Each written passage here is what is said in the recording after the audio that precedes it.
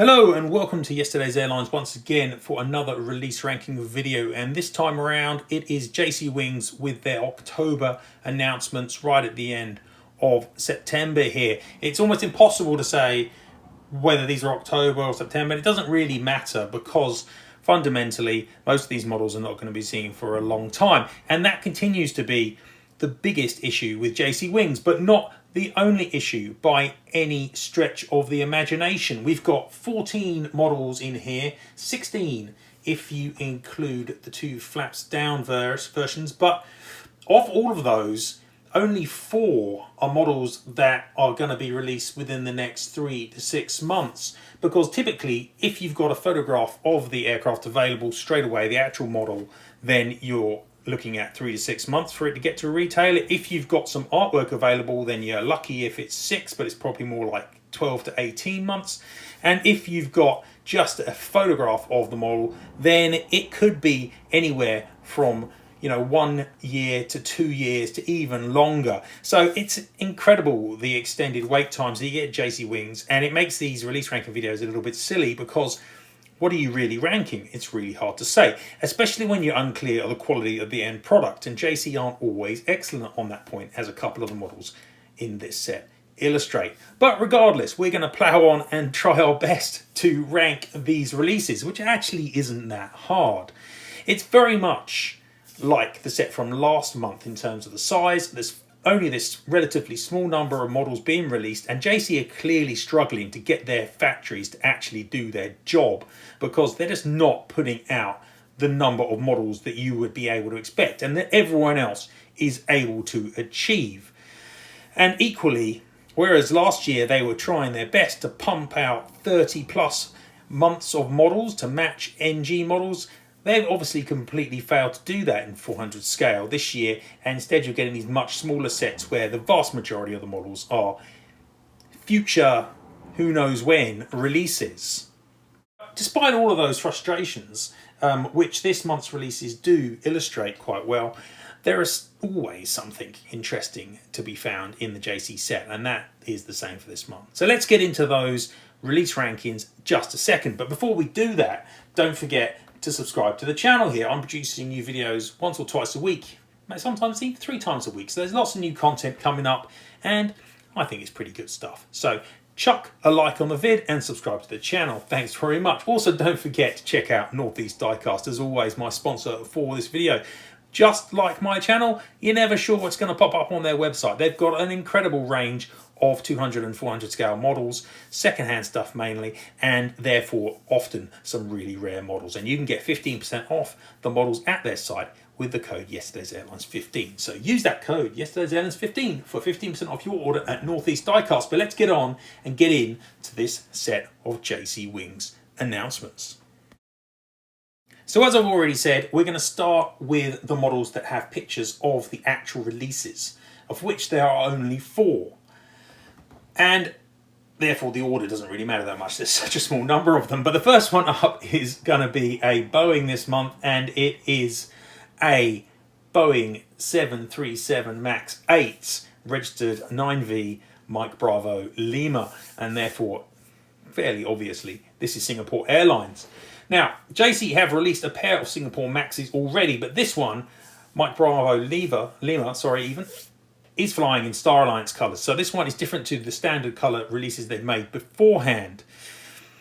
The picture of the model that I'm seeing here, it looks decent enough. Not entirely thrilled with the cockpit windows, but it is the first time that someone's released this on a pretty decent mould. The other release of this so far has been a Phoenix one from 2022, and that's before they improved their Max mould. But even so, I think that the JC Wings Gemini one is a better version. So quite like this one, and I think it's a decent selection, and it's good to see a model actually getting released that isn't just one they've made already beforehand, because as you'll see with most of the others, that's usually what we get from JC. So this one I'm really happy with. I'm going to put up into High Flyer. Next up, we've got a 757. This one is in the colours of Aero Mexico.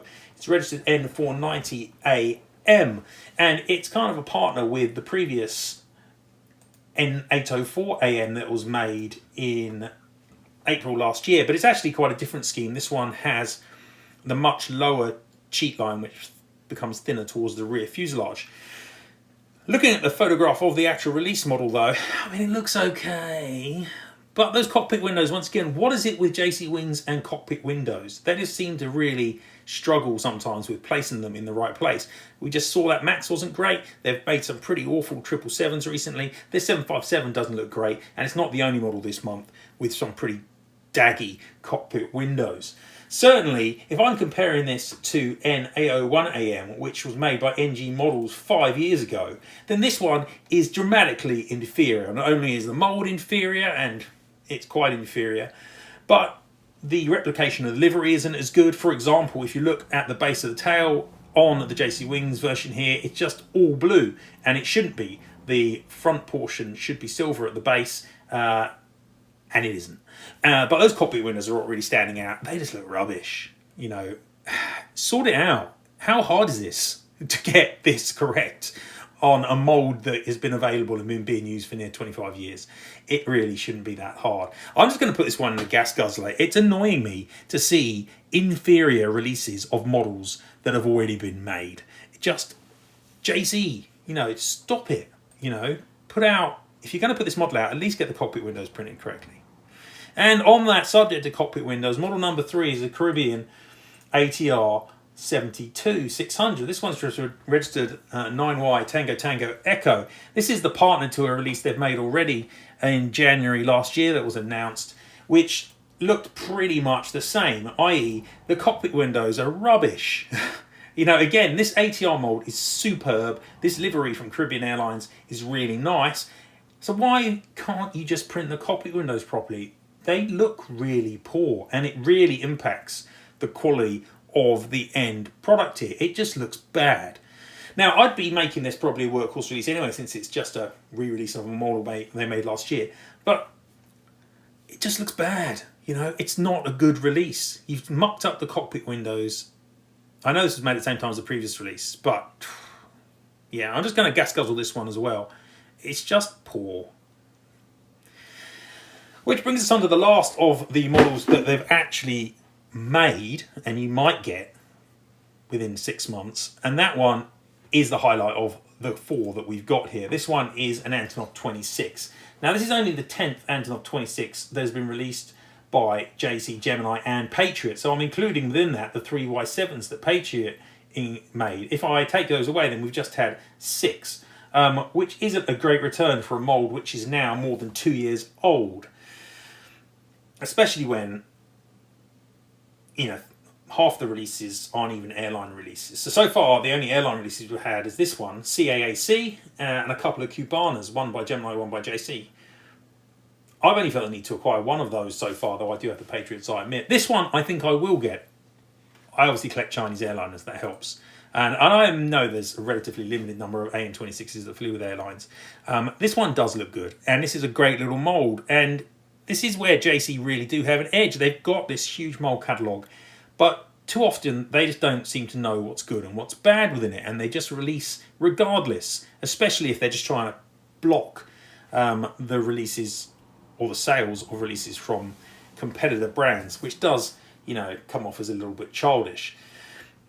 This case, though, that's not the case. This is going to be a great little model. I think this one looks excellent. I'm going to put this one up into High Flyer. It's tempting to supersonic it, but I don't think that it is quite exciting enough livery-wise to do that.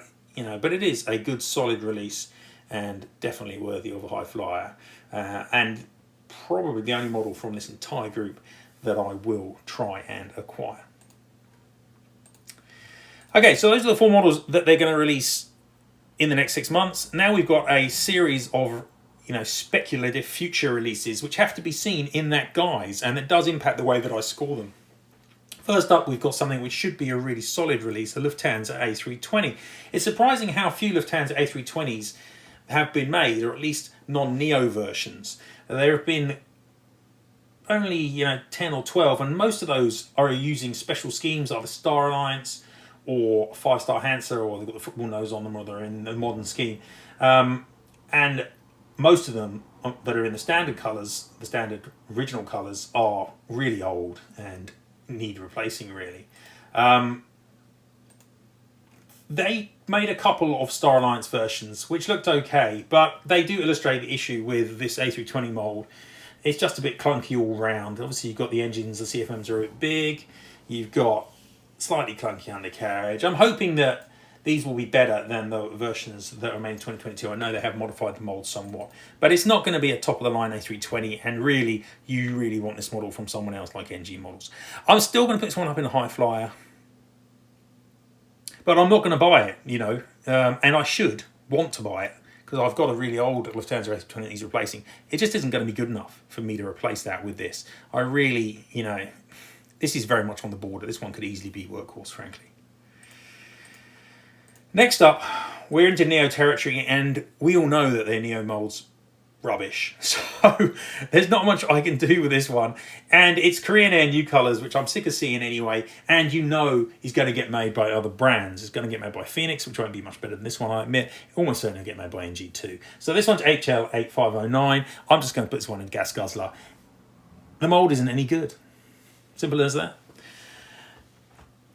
Next model's an A350, and this one is again a model that's going to get made by loads of others. This one is the new China Southern Special Scheme for the 15th National Games of the People's Republic of China. It's a beautiful special scheme, B308 Tango. Really attractive and a really complex and interesting special livery, the sort that China does so well. But the JC Wings A350, mediocre at best, and this isn't going to get released for like 2 years. So why do we care? We don't, because it's going to get, I already know it's getting released by NG Models. It'll probably get released by Phoenix. You know, there's no reason for you to go out and buy this JC Wings version. I'm just going to put this one in the workhorse. But again, this one could easily meander down into Gas Guzzler because it's so far away in the future. The next model is a breath of fresh air. This one got some artwork available, and it's a Emirates Royal Flight Boeing 707 A6 UAE. So presumably this will use the Big Bird mould like that Pan Am 707 and Aer Lingus 707 did last year or so. So that's a decent 707 mould, and this has never been made before. This one's really interesting and is pretty cool. Tempting for me, but I don't quite collect non-airline executive transports that much. I could be tempted to get it, but I'm not, you know, desperate to do so. But it's still a good high-flyer model, well worth looking at. And this is the second most interesting model of the month so far, in my opinion. Certainly a great deal more interesting than the next model, which is another pointless release that they're making just because they feel like they have to. It's a Japan Airlines 737-800. This one is the Universal Beijing Resort with the dreadful Jurassic Park Velociraptor on the front. Yeah, their 737-800 mold's rubbish. So it's just a waste of zinc, this one. Especially because NG Models have made it really well. And ironically, theirs was licensed. Yeah, no reason to get this one. This one's gas guzzling all the way. The next model is another Korean Air new colours, but this one's a bit better than the A321 because the mould's better. This one's a Max 8 HL8567, and it's the first time anyone's announced this, but it won't be the only one. Again, you're going to see this probably from NG2, maybe Phoenix as well. But I do like the mould that JT use here, so this one's got potential, albeit obviously it's a long way in the future. Don't pre-order it. Happy to put this one up in the high flyer. You could workhorse it maybe because of that time scale differential, but yeah, it's decent enough. Now, the next two models should fit well within my collection criteria. They're both classics and American, but they're both on pretty ordinary old molds. First up, we've got the Eastern Airlines leased from Pan Am 747-100 N731PA. Now, this has been made before. It's been made, you know, a long time ago, I admit. And I think it was it an old Gemini release? It may well be. So this one will be substantially better than that one, without a shadow of a doubt. But it's really just time that this mould was put to bed. This is the old Big Bird mould, which everyone really liked back in the day. But frankly, it's just, yeah, you know, it's old, you know, too old.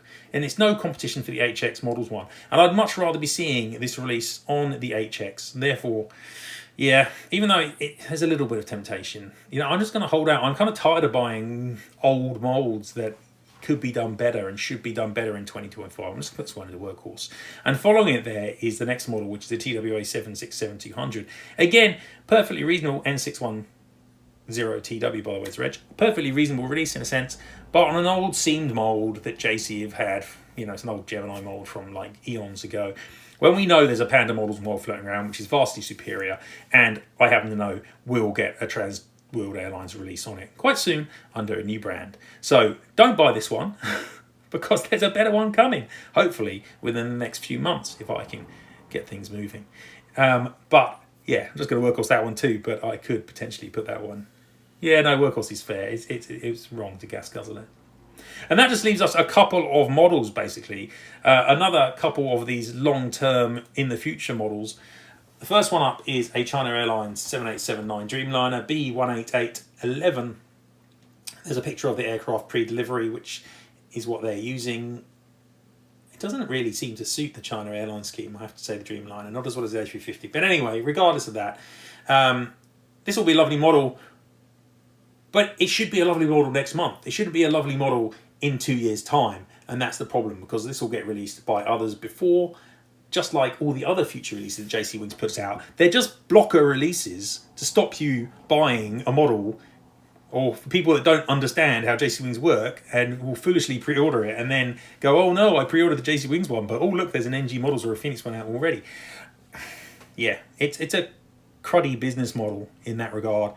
And I'm just going to put this one into workhorse, which is for the same sort of reasons I could put that Korean Air Max into workhorse, just because I don't like these long lead times and they're kind of stupid pre-ordering and pre-announcing these models at this point in time.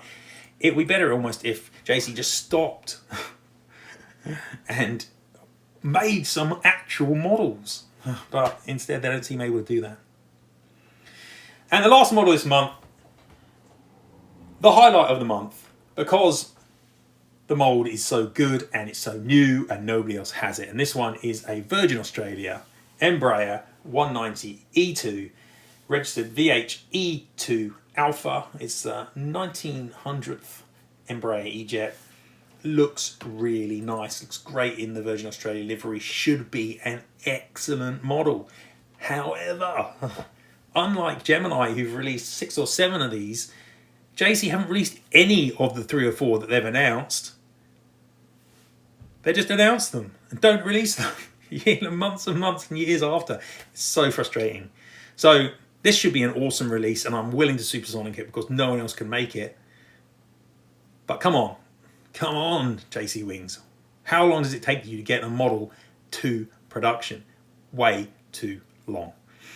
Okay, and that wraps up this ranking for this video. There is some cool stuff in here if you look hard enough. The Virgin Australia Embraer, the CAAC Antonov, and that Emirates 707.